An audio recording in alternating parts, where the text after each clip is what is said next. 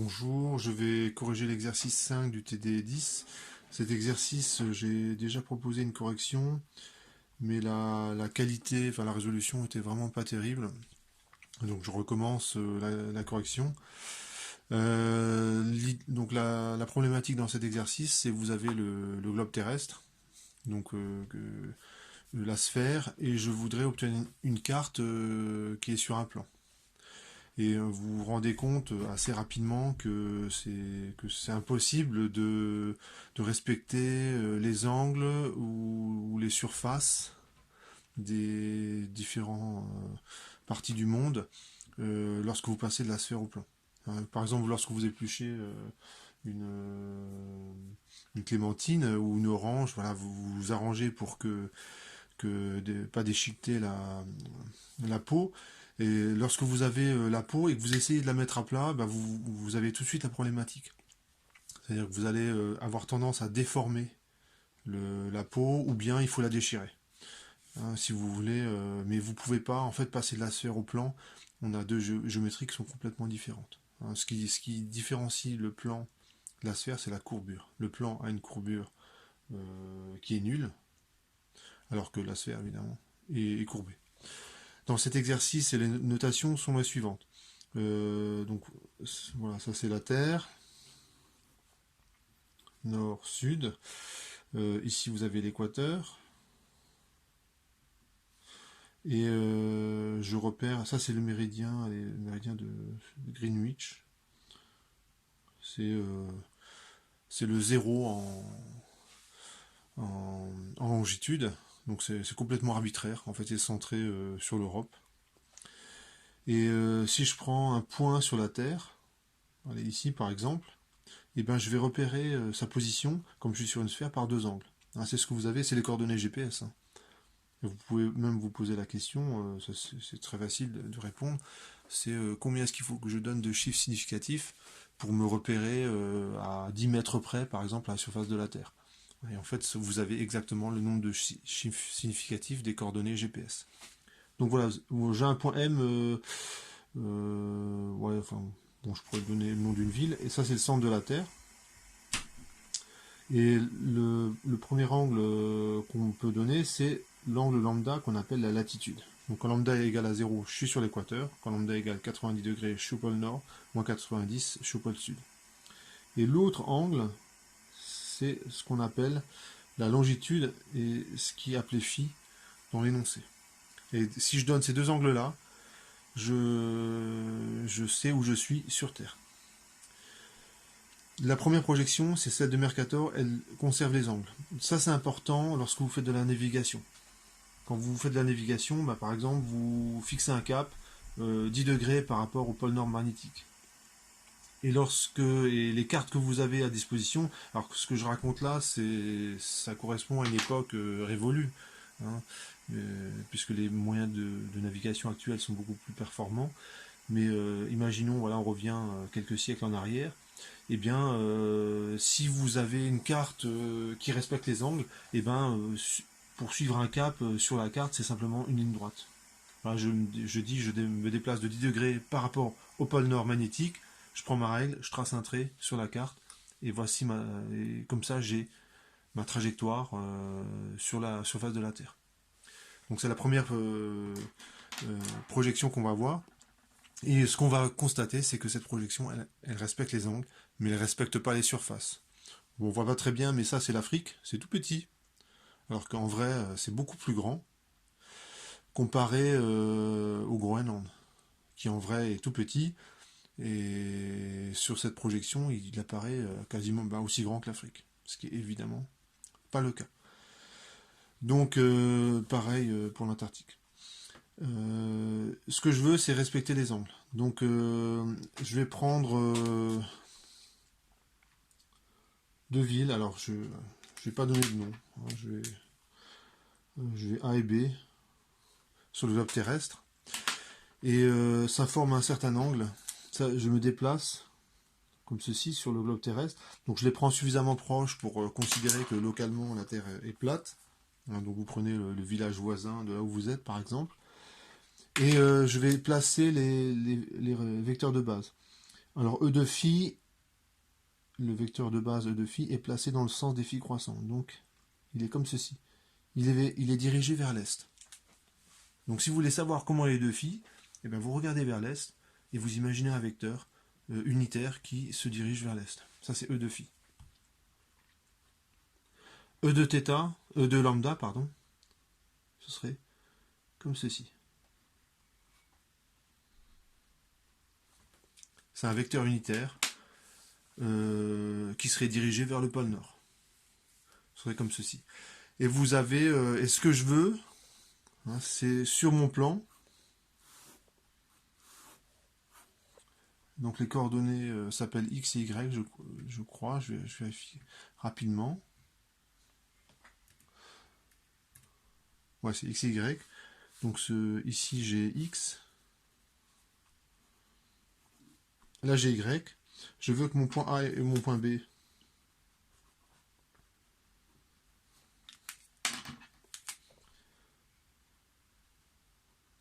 soient comme ça. Quand je me déplace suivant x, je me déplace vers l'est. Et quand je me déplace suivant y, je me déplace vers le nord. Et je vais retrouver l'angle qui est ici, que j'appelle, allez, je l'appelle gamma. Je vais le retrouver ici. Voilà. Et quel que soit l'endroit où je suis sur mon globe terrestre, je veux que l'angle, quand je mesure un angle sur lorsqu'il y a un angle en vrai sur le globe terrestre, sur la carte, ben, je retrouve le même angle. D'accord? Et ben ça va être assez simple. Je vais zoomer sur cette partie-là et je le mets alors, localement. Lorsque je zoome beaucoup, ben, je peux considérer que la Terre elle est plate. Hein, effectivement, ben, quand vous construisez votre maison ou que vous faites voilà, que vous êtes à l'échelle, à notre échelle, la Terre on peut considérer qu'elle est plate. Donc c'est ça que donc j'ai le droit de faire ça. Le point A, le point B, l'angle gamma. Et ben quand je me déplace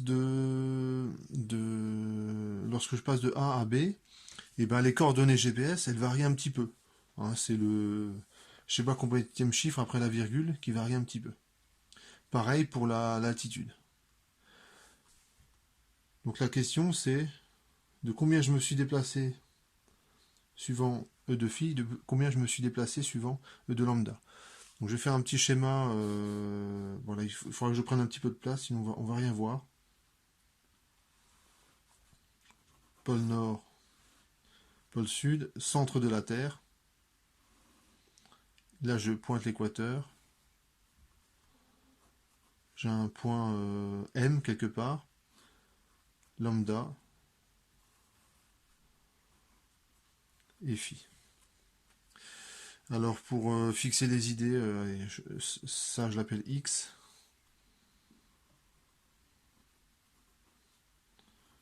Ça je l'appelle Z. Et ça je l'appelle Y. Ça ressemble un petit peu à ce qu'on a l'habitude de faire.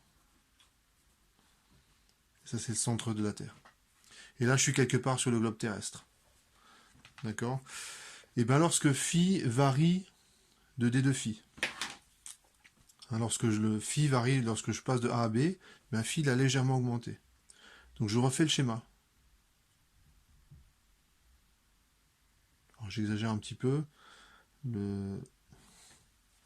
En vrai, là, si je faisais ça, je me déplace de 200 km hein, sur la Terre. Donc je vais un peu augmenter l'angle phi.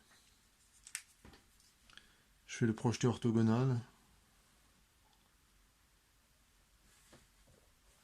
Donc ça c'est M. Petit m c'est son projeté orthogonal. J'appelle ça M'. Et son projeté orthogonal, il serait là.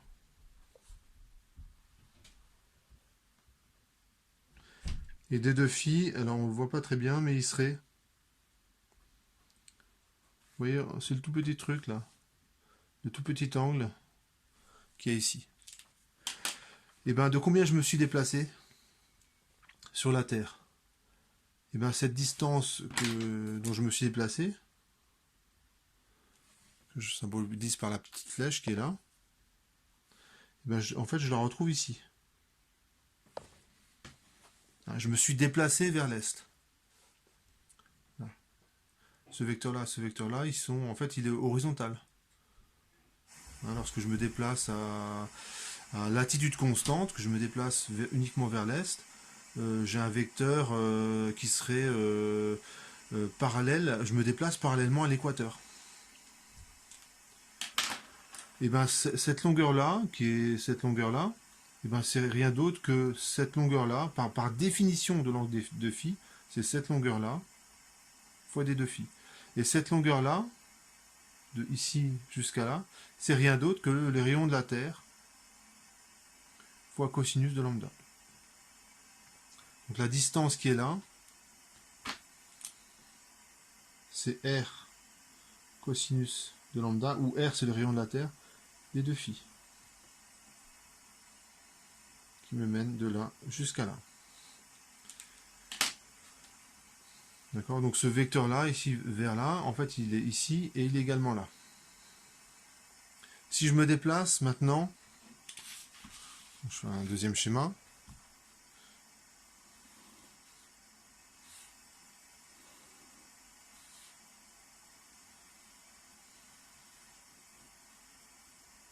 Ici, on a le pôle nord. Alors, cet axe, je l'appelais Z.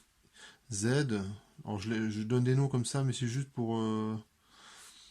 c'est presque par habitude, en fait. Je fais ça. Donc, c'est mon repère. Je centre mon repère sur le centre de la Terre. Donc, je mets mon point M ici. Son projeté orthogonal. J'ai besoin du projeté orthogonal pour définir en fait la longitude, et je vous rappelle que la latitude c'est cet angle-là. Mais cette fois-ci, je vais donc le pôle nord est là, le pôle sud est de l'autre côté. Donc vous imaginez, vous avez le globe terrestre là, et ici le point M, c'est un point quelque part sur la surface de la Terre. Et cette fois-ci, je fais varier la latitude. Donc j'augmente un petit peu lambda. Lorsque je passe de A à B, eh ben, je me suis déplacé un peu en longitude et je me suis déplacé un peu suivant la latitude. Donc ça fait un truc. Donc là, cette fois-ci, je considère que le déplacement, donc le point M,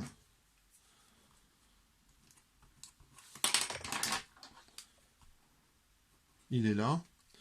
Le point M', il est ici. Et l'angle d de lambda, donc c'est le tout petit angle qui est ici, c'est l'angle qui sépare ce segment, enfin, cette portion-là, à cette portion-là. Et le déplacement qui m'intéresse, il est ici. Voilà, c'est beaucoup plus facile, parce que par définition de l'angle d de lambda, cette distance, c'est r fois d de lambda. Je vous rappelle qu'un angle, c'est par définition, c'est la longueur de l'arc de cercle divisé par le rayon. Et comme ici on a un déplacement qui est tout petit, l'arc de cercle en fait c'est une droite, on peut le confondre avec une droite, et donc cette longueur c'est r fois d de lambda. Donc je le replace. Cette longueur là c'est r fois d de lambda. Donc on a ces deux résultats là, et j'écris simplement que tangente gamma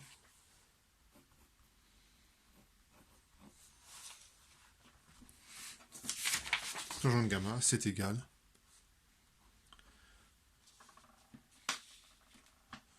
je regarde ce schéma, c'est rd de lambda sur r cosinus lambda d de phi. Donc c'est rd de lambda sur r cosinus de lambda d de phi. Bon, alors déjà pour arriver là, voilà, c'est un petit peu de travail. En fait, il faut bien comprendre les coordonnées sphériques. Mais c'est aussi égal à quoi? Cette fois-ci, j'ai regardé ce qui se passe sur la Terre, qui est ronde. Maintenant, je fais le même raisonnement sur mon plan. Donc ça va être beaucoup plus facile, Pourquoi? Bah parce que, donc là, je le fais rapidement. Ici, je me déplace de D de X. Et suivant ici, je me déplace de D de Y. Donc j'ai cette fois-ci tangente gamma, c'est D de Y sur D de X. Bon là, je pense que c'est suffisamment simple pour que j'insiste pas plus. Donc ça vaut aussi D de Y sur D de X. Donc maintenant je vais travailler avec cette équation là. Donc j'ai D de lambda sur cosinus lambda D de phi, ça vaut D de Y sur D de X. Et bien là il faut que je fasse un choix, donc il y a un choix qui est assez simple, c'est que, et puis c'est aussi, c'est presque un choix géopolitique, hein, on prend phi égale X.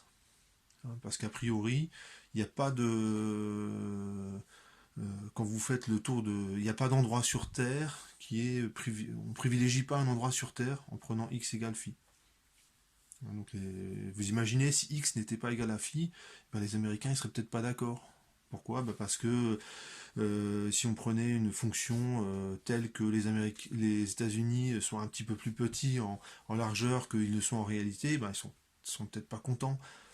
Pareil pour la Chine ou la Russie, enfin les grandes puissances, l'Europe, voilà, chacun serait pas d'accord si on prenait autre chose que x égale phi. Donc voilà, c'est le choix qui est fait, qui est un choix, qui est un choix raisonnable. Je prends x égale phi, c'est-à-dire que